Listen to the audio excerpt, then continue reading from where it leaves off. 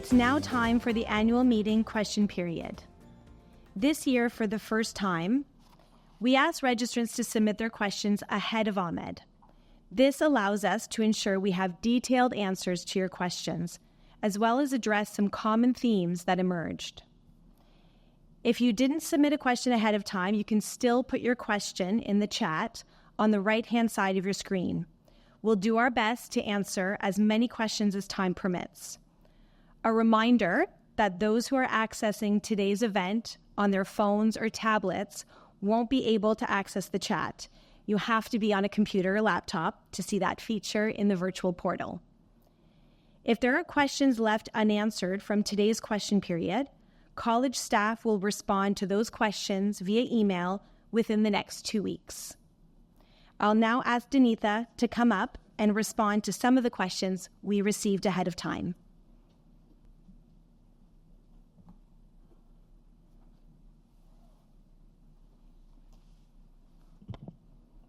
Thank you, Sarah.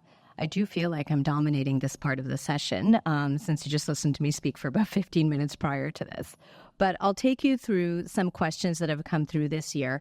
And as with any sort of innovative process, we're trying something new. So we're trying to address some of the questions ahead of time, which allows you to ask any questions on the chat as you sort of hear us go through this presentation. So one of the questions that we receive frequently is the difference between a college, so a regulatory body, and an association. So if we have, as you've heard, over 28,000 registrants that are social workers and social service workers registered at the college. You are all a part of a group of registered individuals that provide care to Ontarians. We are the largest regulator for social workers, as social service workers aren't regulated across nationally, in Canada. And the essence of us as a regulator is to set the standards of setting entry to practice requirements, maintaining and ensuring that registrants follow a code of ethics and standards, requiring registrants to engage in ongoing learning and continuing competence program, and then maintaining a rigorous complaints and discipline process. So the college's primary mandate is public protection. Where an association will come in is where they can advocate for the values of the profession, to advocate for requirements of the profession. And membership in the two associations, OASW for social workers and OSSWA for social service workers, is voluntary. The college's role includes providing guidance, resource, and support for registrants in their practice. The association exists as a role of advocacy.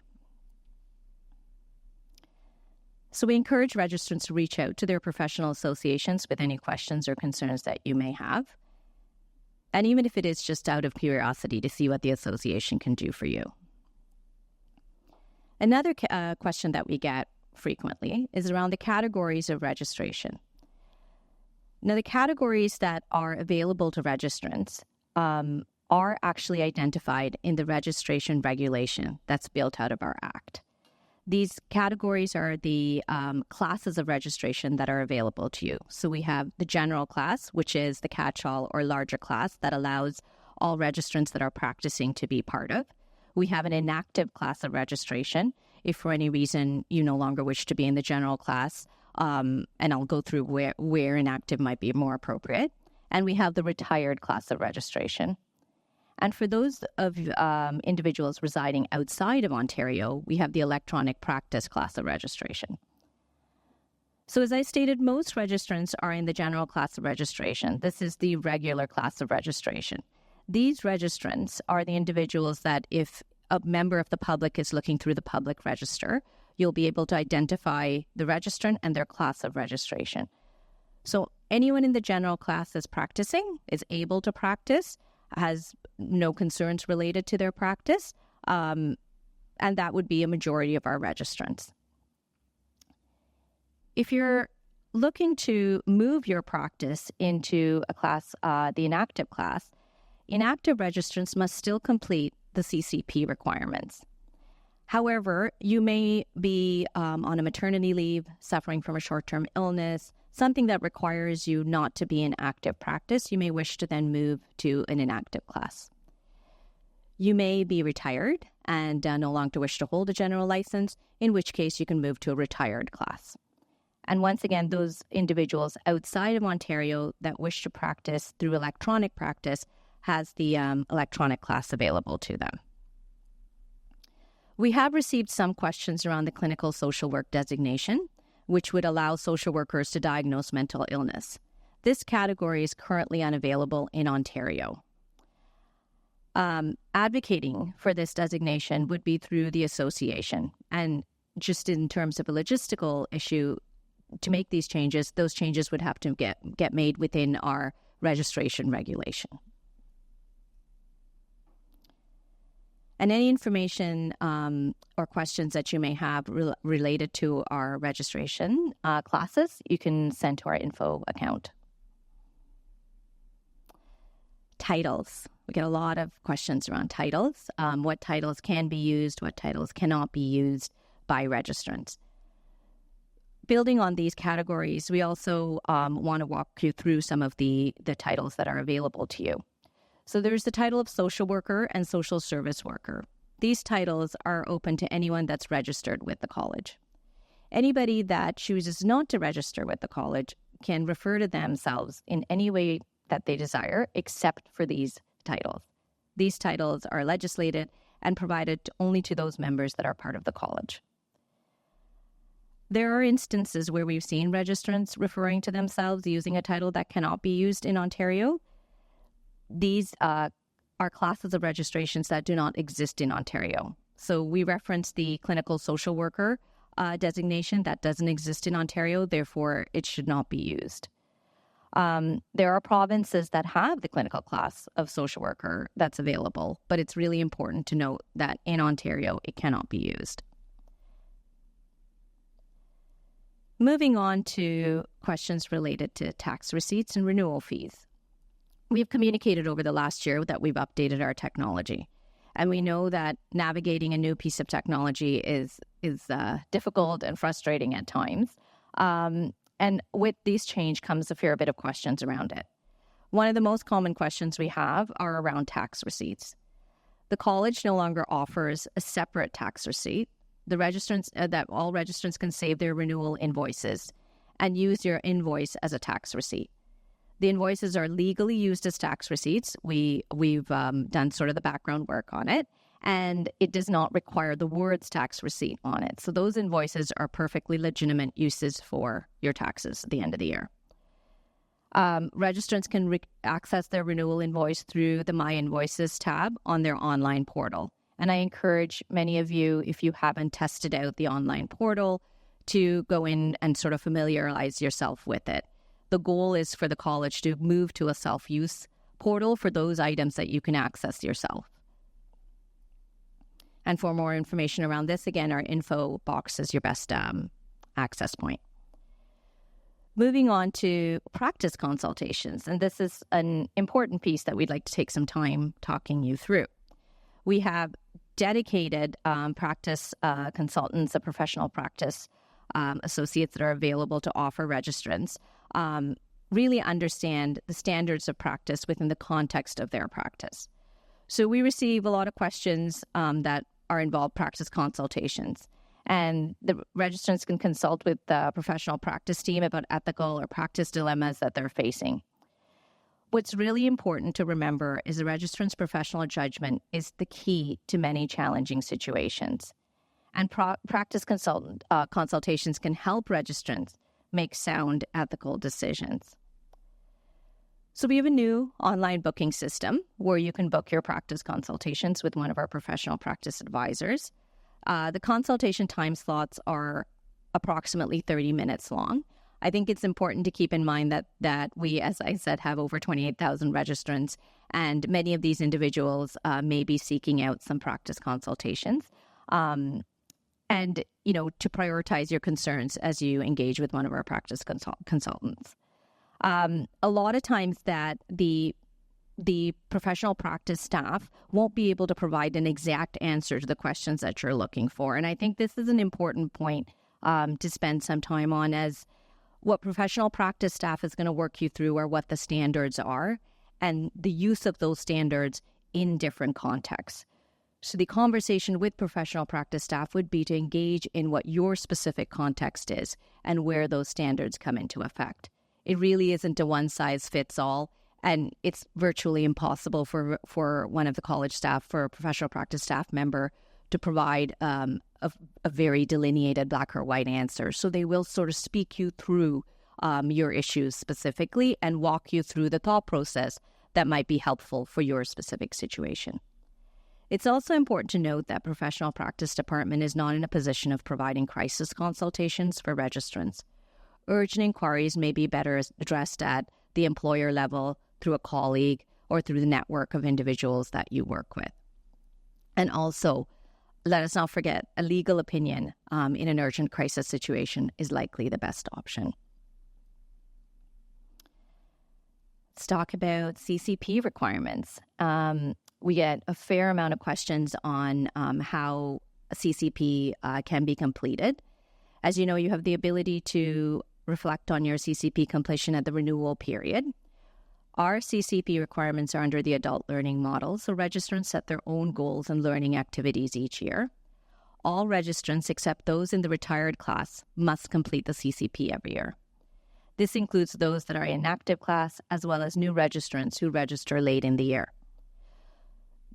Not required to complete, we don't specifically require a certain number of hours or credits. The CCP is based on an adult learning model, as I said, and it's really open to your own interpretation. So you identify the gaps in your practice, you identify the learning goals, and you sort of complete it within your own abilities.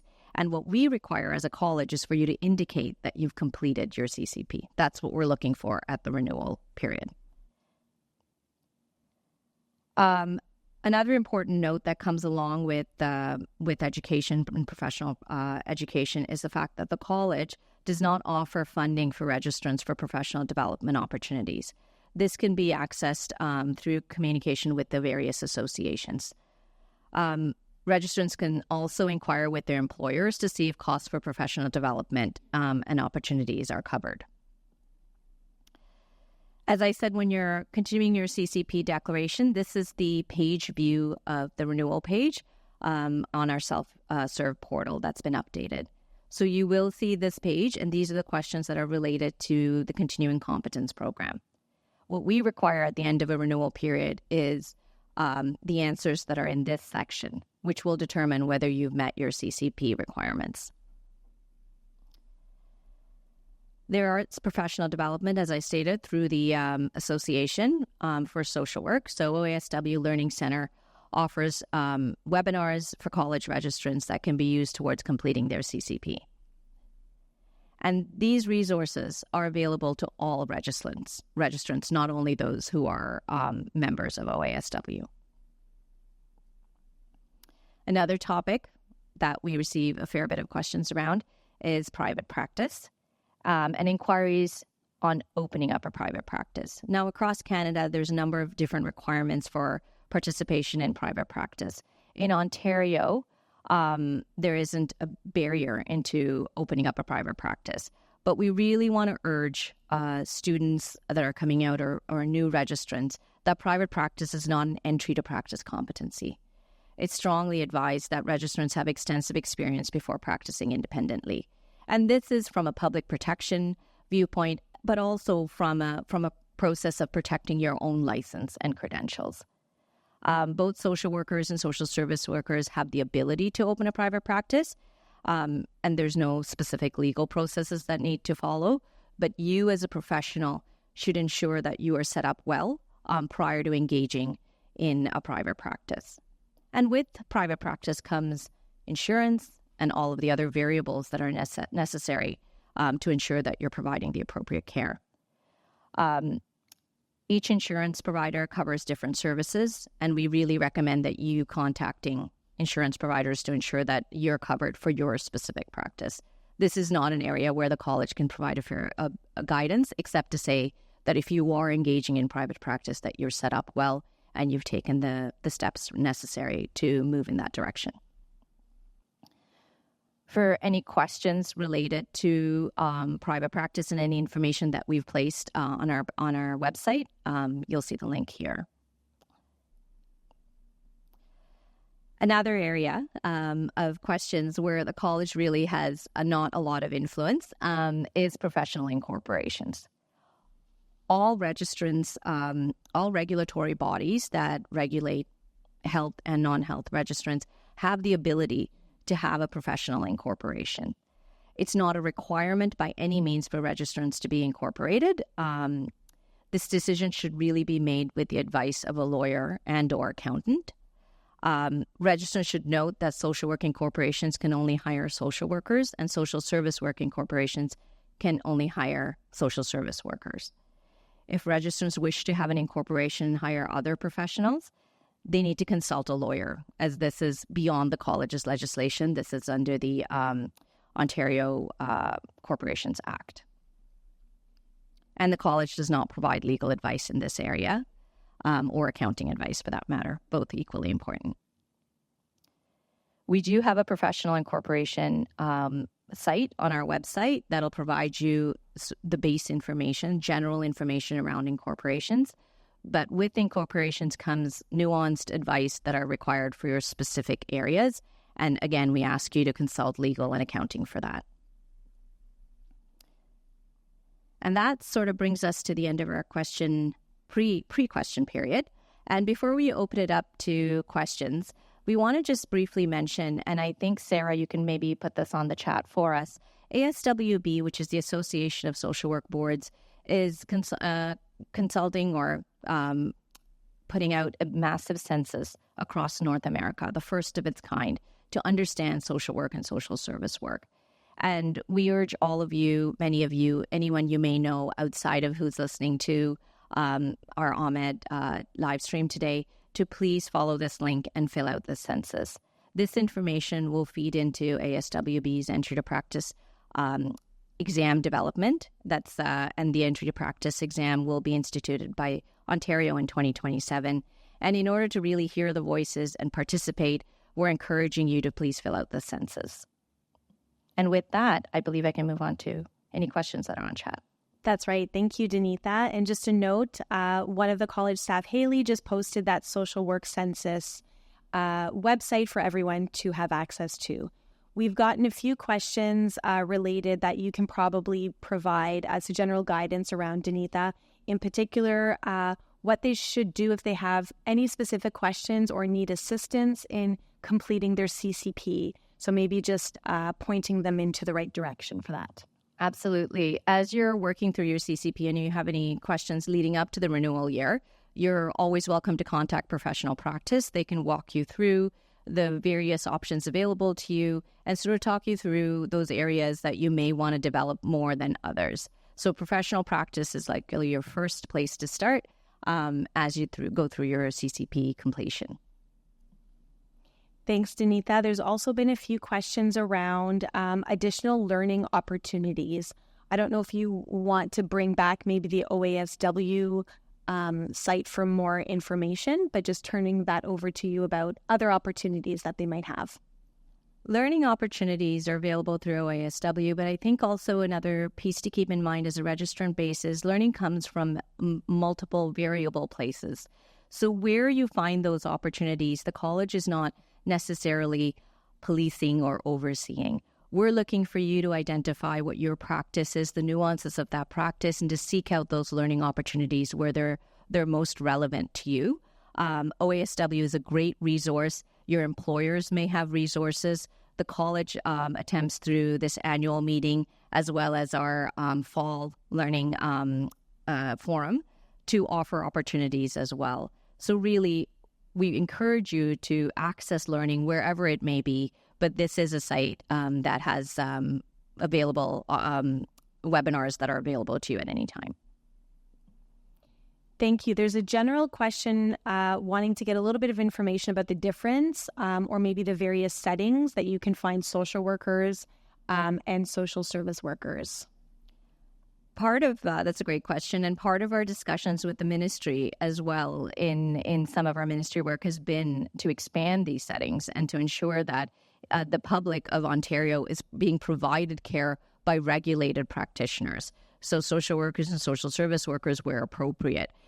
You'll find social workers in acute care settings, in the communities, I think pretty much anywhere that there's ability for mental health, for services to be initiated. Social service workers, similarly in the communities and some hospitals as well.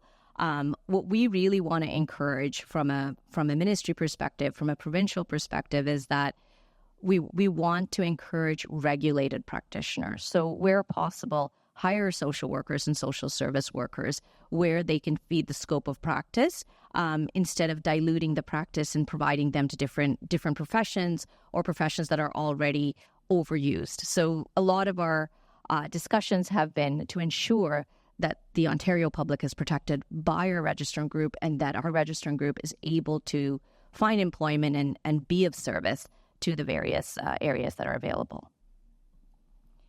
Thank you, Danita. There are some questions, again, around practice consultation. So as a reminder, you can contact the professional practice team at practice email, which we can likely just add into the chat for quick access. There are some questions, Danita, around timing on how annual renewal works. If you want to just sort of briefly talk through that piece. So annual renewal starts at the end of November. The renewal season starts at the end of November and runs till December 31st is when the renewal fees are due for the following year. There's a grace period until January 31st before the late fee gets added on. So essentially, in terms of planning, you're planning out between November and January 31st if you really want to sort of go right till the end before you get a late fee added on to your renewal. The reason that the renewal period is set up this way is that renewal period actually provides the entire operating budget for the college to continue to do their work throughout the year. There has been discussions or questions around changing the renewal period depending on when someone registered, and the administrative burden of setting it up that way would not be beneficial overall. So the renewal period is at one period of time, which starts from November and ends at the end of January 31st. Then a late fee gets added for another month and a half, and then suspensions would start in April 1st. It is in your best interest to set a calendar and renew so that you don't have to worry about late fees. And then once you're renewed, you're good until the following renewal period. The CCP is meant to be done within the year prior to that renewal period. So you're indicating that you've completed your professional education and you're renewing your membership for the next year. Thanks, Anita. I'll also just add a comment. It's great seeing the chat and the level of engagements. We have registrants asking questions and then other registrants assisting them in providing responses. So it's really nice to see in the chat feature. Questions, a few that have come out throughout around job opportunities and where they're able to access job postings, maybe directing them to the associations for that. Yeah, I think the associations would be the best place. The college doesn't have a space for job postings at present. And actually, Sarah, if I may take us back to that professional practice question too, I think if the question may not naturally come, so I want to kind of jump in there and make sure that we state this. The college's primary role is never to be punitive first. So when we're having individuals reaching out to professional practice, sort of worried about their practice, worried about the standards, we want you to first appreciate that the standards are set out to ensure that sort of a minimum practice is held across the province. The college's role is not to be punitive. The college's role is not to ensure that we're catching somebody in the act. We want to ensure that the registrant base is educated and able to follow through their practice by providing the best care possible. We appreciate that in practice, in reality, things happen that are not maybe thought out from a standards perspective because you're looking at that through like a gold standard. And we appreciate it in that moment, you'll have to make decisions one way or the other. And I think that's the kind of discussion you want to have with professional practice. How do I mitigate my risk when I find myself in a certain situation? What could I do? Documenting is a great place to go, ensuring that your employer is supportive in whatever situation that you find yourself in. So those types of questions and discussions, I think, is what would be well served through professional practice, but I really want to highlight that the standards don't exist as a way to sort of catch people on their worst day. That is not at all what the goal of the college is. Thank you for that, Danita. And just to note, people are wanting the websites for the associations. Are we able to maybe add them back up on the screen so that everybody sees that? Questions, just a few around psychotherapy and some specific details. And so maybe, again, just advising where they can access that information on our website or contacting our staff. Absolutely. As not a social worker or social service worker, I'm not going to walk you through psychotherapy in any way, shape, or form. I would really urge you to reach out to professional practice. We have a great group there that can talk you through practice-specific questions and ensure that you're comfortable within your specific context. Thank you, Danita. Again, really nice to see that there is engagement and registrants helping themselves and answering those pieces. So thank you for that. So I think that comes to conclude the question period for today.